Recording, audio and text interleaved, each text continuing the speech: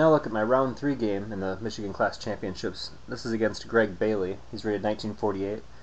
And in the beginning we were both being a little bit cagey about what opening we're playing and trying to avoid the Gruenfeld there by not playing my knight on c3.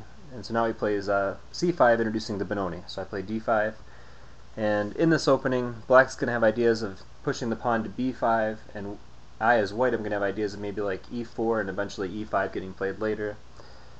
So we'll go ahead and see how both of us go after our plan. Now, initially, the play starts off on the queen side, and both of us are actively playing on that side of the board.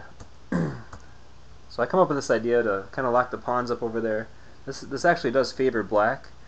But the nice thing is that now with those pawns kind of locked up, the pieces there on the queen side, he's going to have to maneuver those around a little bit, the knight there on c7, in order to attack my weakness there on b3. So the queen comes in, and we see that the queen then go to c3 where it keeps pressure on b3. And I play e5 here, and this is kind of a fun and the thematic move in the opening.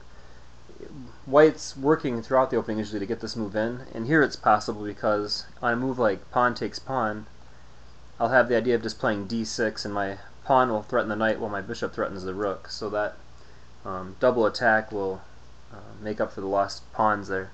So Greg doesn't go into that, and also should he capture with the queen, then I would have maybe like rook e1, and the queen's got to move in on the e7 pawn falls. So it's not like a true pawn sacrifice here. But when I played e5, he simply retreated his knight back, and now I'm able to play e6 with similar ideas. The bishop coming through to the rook, if the pawns were to be exchanged on e6, allows me to make this move, and his response was to put the bishop back on f8, pawn takes and king takes. And he said that after the game that this is actually a position he's familiar with and he was quite comfortable here, and the computer says that black's doing fine here. In the game I wasn't, I guess, as familiar with the idea of a king capturing on f7 and this being comfortable, so I was kind of feeling good about my position here. And I play knight to e3 and start to kind of think ambitiously about what attacking prospects I might have on that king there. His knight came into f6, and I retreated my knight and threatened his queen. And here, I felt okay about my position, but actually when I retreated my knight I offered a draw, and Greg declined because of the pressure I think on b3, and it wasn't exactly clear how my pieces were going to be able to attack his king, so he retreats his knight, and then I played my king to h2 to allow me to play a move like f4. So now when the knight came to e5, I play my knight into e4, and then when his knight retreated, I played f4. Now his knight only has one retreat square, which is d7, and in this position here I really felt like my pieces were coming to life in a very good way. I played the move f5, which I thought to be extremely strong. The computer actually recommends the move knight to f5 here. And I'm not going to go into that variation, but I'm just sharing it with you that there was a stronger move in the position. It just wasn't a very human move. In my opinion, f5 is a very natural move that, you know, as a human you'd make that move, I guess, as opposed to a computer. So the knight comes into f6, and now I'm able to capture, and when his pawn recaptures I can play this check with the knight, and then queen to c2. And now, you might not see it at first, but I actually have an overwhelming attack already.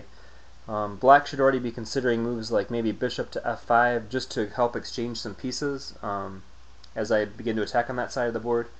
But we'll see how now both myself and Greg go after our attacking ideas against the king. He attacking my king, of course, and me attacking his. And we're going to see that my attack as white is going to get there a little bit faster. So he plays his rook up to a1, and this move in the game he said surprised him, but it was the move I've been planning for a while now, which is just to play my rook up to f4. The idea is that if a move here like maybe like rook takes c1, then I can just play the move queen checks, and when the king moves over, I'll have the rook moving over with check. The only way to really defend is to move the knight back or here, and either way my rook captures the knight with mate. So he wasn't able to simply capture that bishop, so instead he played the move bishop to g4, and after thinking for a while I just took with my knight. I now threaten mate with the knights, which is what ended up happening in the game. He played queen takes c1, so he threatens mate of his own here on g1, but unfortunately my knight's come too fast. It's just knight to h6 check, and the king goes in the corner, and then a very beautiful knight g to f7 checkmate. So my knight's working against the king, checkmate him. I hope you enjoyed this game, and hope that you maybe in your own games you're able to find ideas like the rook lift, the idea of just moving a rook up to help adding that one extra piece to the attack that makes your attack overwhelming and your opponent's not able to stop the attack.